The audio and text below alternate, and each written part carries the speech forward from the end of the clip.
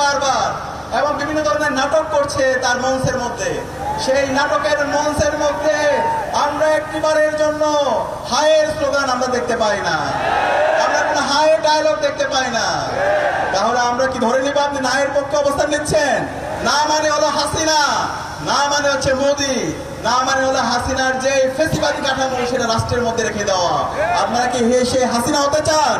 তাহলে বলে দিন, তাহলে আমরা হাসিনাকে যেভাবে ডিল করেছি, হাসিনাকে যেভাবে লাঠি দিয়ে ভারতে পাঠিয়ে দিছি, ঠিক সেভাবে আমরা আপনার সাথে ডিল করব। সুতরাং আপনার অবস্থান পরিষ্কার করেন, এখনো সময় আছে। আমরা আশা করব আপনারা আপনাদের অবস্থান পরিষ্কার করবেন। আমরা আপনাদের প্রতি সিম্পেথি আছে। আমরা জানি এই বাংলাদেশে শহীদ জিয়ার অনেক অবদান আছে, বেগম খালেদা জিয়ার অবদান আছে, কিন্তু আজকে যে বিএনপি দেখতে পাচ্ছি সেই বিএনপি বেগম খালেদা জিয়া এবং শহীদ জিয়ার আদর্শ ধারণ করে না। বাংলাদেশ বন্ধী যে রাজনীতি, সেই রাজনীতিকে তারা আর ধারণ করছে না।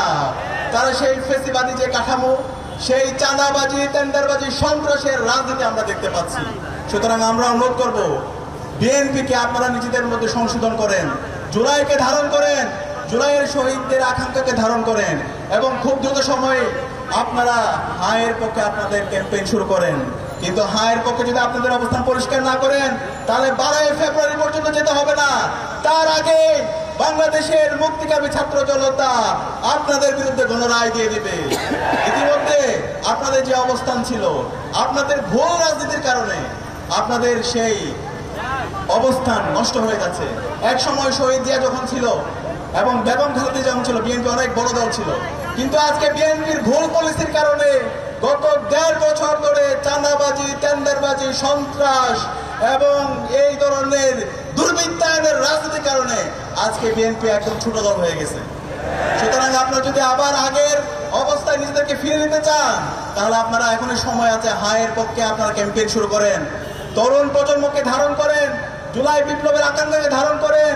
বাংলাদেশের যে গণতান্ত্রিক ধারা অব্যাহত হয়েছে ছাত্র সংসদ নির্বাচনকে কেন্দ্র করে, সেই নির্বাচনগুলোর পথে আপনারা অন্তরায় হবেন না। আমরা অনুরোধ করব তারেক জিয়াকে, আপনি দ্রুত সময়ের মধ্যে আপনার এই রাজনৈতিক দলকে, আপনার দলের গুন্ডাদেরকে আপনি সামলান।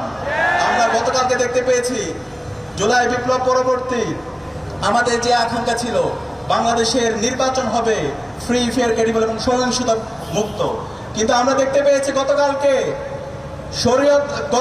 শেরপুরে বাংলাদেশ জামাত ইসলামের উপজেলা সেক্রেটারি রেজাউল করিম ভাইকে বিএনপি সন্ত্রাসীরা কবিয়ে হত্যা করেছে। এখন পর্যন্ত এই সন্ত্রাসীদেরকে রাষ্ট্র অ্যারেস্ট করতে ব্যর্থ হয়েছে এবং প্রায় 100-র অধিক নাগরিকদেরকে আহত করেছে। আমরা বলতে চাই, নির্বাচন কমিশন আপনারা কি করছেন? আপনারা এখন পর্যন্ত হাতে চুরি পরে বসে আছেন। আপনাদের কাজ কি?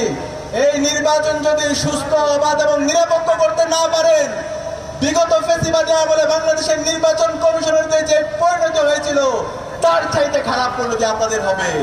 আমরা সাবধান করছি।